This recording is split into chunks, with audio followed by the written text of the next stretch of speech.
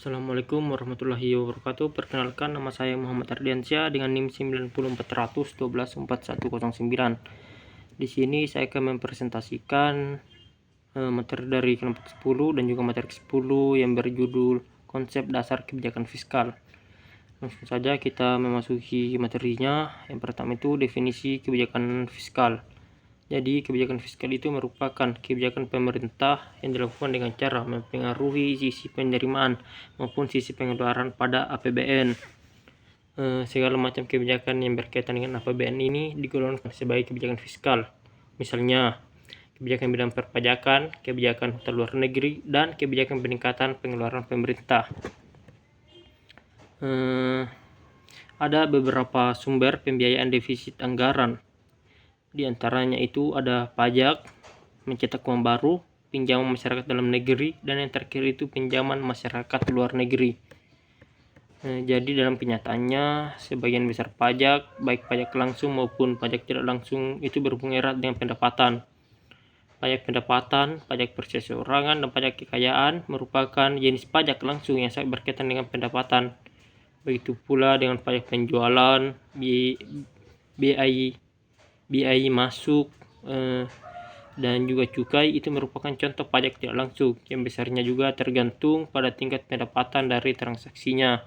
Jadi dengan kata lain, semakin besar pendapatan, maka semakin besar pula pajak yang harus ditanggung, begitu pula sebaliknya. Selanjutnya itu, karena pajak ini berkaitan dengan pendapatan, maka penerimaan pemerintah dari pajak sangat bergantung pada tingkat pendapatan masyarakat. Pajak dalam alur perputaran ekonomi itu digolongkan sebagai variabel kebocoran atau liabilitas, sehingga bila pemerintah ingin meningkatkan penerimaan pemerintah dari pajak, maka konsekuensinya ialah makin tingginya kebocoran. Jadi dengan kata lain, pajak dapat mengakibatkan turunnya daya beli masyarakat dikarenakan mengurangi pendapatan siap dikonsumsi atau disposable income yang nilainya sama. Selanjutnya, kebijakan fiskal ini itu mengacu pada tindakan pemerintah yang berkaitan dengan pengeluaran atau pendapatan negara untuk mencapai tujuan ekonomi tertentu. Konsep dasar kebijakan fiskal sendiri itu meliputi beberapa prinsip utama. Yang pertama itu ada pengeluaran dan pendapatan, yang dimana kebijakan fiskal melibatkan pengaturan pengeluaran dan pendapatan pemerintah. Yang kedua itu ada tujuan ekonomi. Kebijakan fiskal itu dirancang untuk mencapai berbagai tujuan ekonomi seperti pertumbuhan ekonomi yang stabil, inflasi yang terkendali, tingkat pengangguran yang rendah, distribusi pendapatan yang adil, dan kesejahteraan sosial. Yang ketiga ada pengaruh terhadap agregat demanda. Jadi kebijakan fiskal ini dapat mempengaruhi agregat permintaan di dalam perekonomian melalui pengeluaran dan pendapatan pemerintah. Selanjutnya itu yang keempat ada dampak distribusi, yang dimana kebijakan fiskal juga memiliki dampak distribusi terhadap pendapatan dan kekayaan. Pajak dan subsidi yang diterapkan oleh pemerintah itu dapat mempengaruhi distribusi pendapatan dan kekayaan di antara berbagai kelompok masyarakat. Yang kelima ada keberlanjutan fiskal, yang dimana ini itu penting bagi pemerintah untuk mempertimbangkan keberlanjutan fiskal dalam merancang kebijakan fiskal, yang dimana ini itu melibatkan pengelolaan defisit anggaran dan utang pemerintah agar tidak mengancam stabilitas ekonomi jangka panjang. Selanjutnya yang keenam itu ada defisiensi dan efektivitas. Jadi kebijakan fiskal harus dirancang agar efisiensi dan efektif dalam mencapai tujuan-tujuan ekonomi yang ditetapkan. Hal ini melibatkan evaluasi terus-menerus terhadap kinerja kebijakan yang diterapkan serta penyesuaian yang diperlukan. Yang ketujuh ada sinkronisasi dengan kebijakan moneter, yang dimana kebijakan fiskal harus disinkronkan dengan kebijakan moneter untuk mencapai stabilitas ekonomi yang optimal. Sinkronisasi ini membantu menghindari konflik kebijakan yang dapat mengganggu stabilitas ekonomi. Selanjutnya itu ada yang namanya tujuan kebijakan fiskal. Jadi tujuan dibuatnya kebijakan fiskal ini itu dapat dijabarkan sebagai berikut. Yang pertama, meningkatkan kebijakan. Dengan mengatur pemasukan dan pendapatan, negara bisa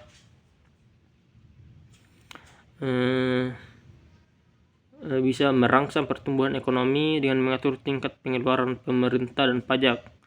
Peningkatan pengeluaran pemerintah atau pemotongan pajak dapat meningkatkan belanja konsumen dan investasi yang pada gilirannya dapat meningkatkan aktivitas ekonomi dan menciptakan lapangan kerja.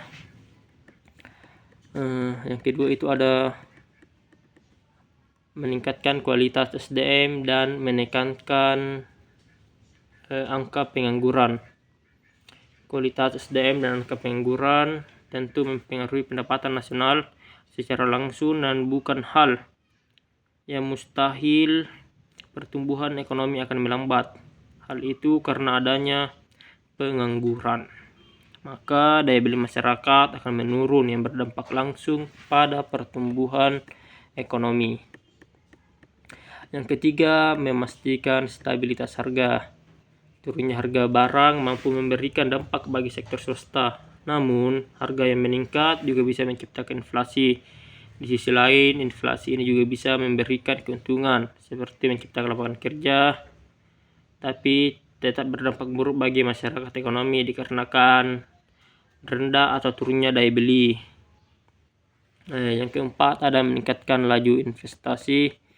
Jadi ketika perekonomian di suatu negara itu baik, maka akan menjadi peluang baik bagi negara untuk mendatangkan investor-investor dari luar negeri.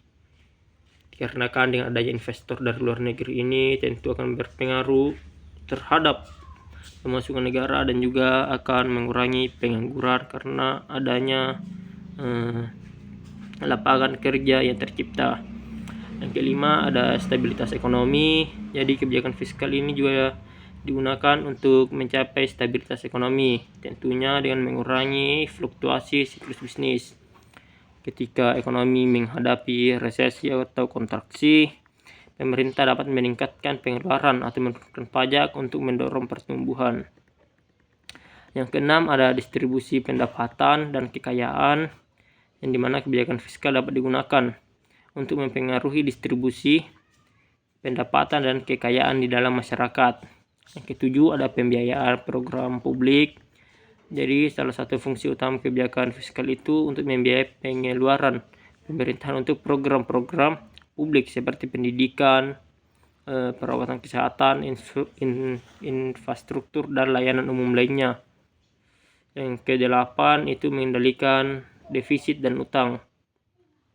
Tentunya kebijakan fiskal juga bertujuan untuk menjaga keseimbangan fiskal dengan memastikan bahwa pendapatan pemerintah mencukupi untuk menutup pengeluaran. Materi selanjutnya itu fungsi kebijakan fiskal. Jadi ada beberapa fungsi penting dalam pengaturan ekonomi suatu negara, yaitu pengatur pertumbuhan ekonomi. Yang kedua itu stabilitas siklus bisnis. Yang ketiga, distribusi pendapatan dan juga kekayaan, yang dimana kebijakan fiskal ini itu berperan dalam mempengaruhi distribusi pendapatan dan kekayaan di dalam masyarakat. Yang ketiga, ada pembiayaan program publik, yang dimana salah satu fungsi utama kebijakan fiskal itu untuk membiayai pengeluaran pemerintah untuk berbagai program publik termasuk infrastruktur, pendidikan, kesehatan, dan layanan sosial lainnya. Selanjutnya itu mengendalikan defisit dan utang. Jadi kebijakan fiskal juga bertujuan untuk menjaga keseimbangan fiskal untuk memastikan bahwa pendapatan pemerintah mencukupi untuk menutup pengeluaran. Selanjutnya fungsi fiskal juga ini itu diatur di dalam undang-undang itu undang-undangnya itu nomor 17 tahun 2003 pasal 3 ayat 4 tentang keuangan negara, di mana tersebut berisi mengenai fungsi otoritas perencanaan, pengawasan, alokasi, stabilitas, serta distribusi. Selanjutnya kita ke materi jenis-jenis kebijakan fiskal. Yang pertama itu ada dari segi teoretis. Jadi dari segi teoretis ini kebijakan fiskal di Indonesia itu terbagi menjadi 3, yaitu kebijakan fiskal fungsional, terencana, dan insidental. Selanjutnya itu dari segi penerapan, implementasinya itu ada 2, yaitu kebijakan fiskal ekspansif dan kontraktif. Jadi kalau ekspansif itu merupakan kebijakan yang diambil pemerintah saat ekonomi lemah dan menekan anggaran belanja serta menurunkan atau meniadakan pajak bagi sektor tertentu. Sedangkan kebijakan fiskal kontraktif itu ialah kebijakan yang menurunkan belanja pemerintah dan menaikkan pajak. Fungsi kebijakan ini adalah untuk mencegah inflasi dan mengurangi rasio Gini. Yang ketiga ada dari segi neraca pembayaran yang terbagi menjadi 4, yaitu seimbang, surplus, defisit, dan dinamis. Selanjutnya kita ke materi instrumen kebijakan fiskal. Jadi instrumen kebijakan fiskal itu yang pertama ada anggaran, yang dimana anggaran suatu negara adalah instrumen yang berguna untuk menilai fluktuasi suatu perekonomian. Yang kedua itu ada perpajakan, yang dimana perpajakan ini ialah instrumen kebijakan fiskal yang kuat di tangan otoritas publik yang sangat mempengaruhi perubahan dalam pendapatan, konsumsi, dan investasi sekali pakai. Yang ketiga itu ada yang ketiga ada yang namanya pengeluaran publik. Jadi partisipasi aktif pemerintah dalam kegiatan ekonomi telah membawa belanja publik ke garis depan di antara alat-alat fiskal. Variasi yang tepat dalam pembelanjaan publik dapat memiliki efek yang lebih langsung pada tingkat ekonomi daripada pajak. Yang keempat ada pekerjaan umum. Jadi ada 2 bentuk pengeluaran, yaitu pekerjaan umum dan juga pembayaran transfer. Pekerjaan umum itu ialah barang tahan lama, terutama struktur tetap yang diproduksi oleh pemerintah. Sedangkan pembayaran transfer itu seperti bunga atas utang publik, subsidi, pensiun, pemberian bantuan, pengangguran, manfaat asuransi, dan jaminan sosial lainnya. Yang kelima, utang publik. Jadi utang publik itu merupakan senjata fiskal yang bagus untuk melawan inflasi dan juga deflasi. Ini itu membawa stabilitas ekonomi dan pekerjaan penuh dalam ekonomi seperti faktor penyebab kesenjangan ekonomi. Materi selanjutnya itu contoh penerapan kebijakan fiskal. Contoh pertama itu pengaruh pajak pada konsumsi dan juga tabungan.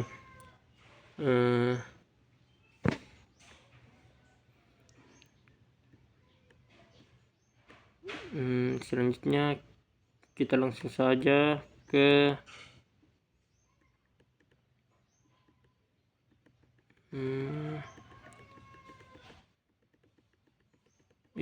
jadi kesimpulan dari materi tadi itu, kebijakan fiskal itu kan merupakan salah satu instrumen penting dalam perekonomian negara yang digunakan untuk mengelola pengeluaran pemerintah dan penerimaan negara melalui pajak guna mencapai tujuan ekonomi makro seperti pertumbuhan ekonomi yang stabil, pengurangan pengangguran, dan pengendalian inflasi. Jadi begitu saja materi kali ini. Assalamualaikum warahmatullahi wabarakatuh.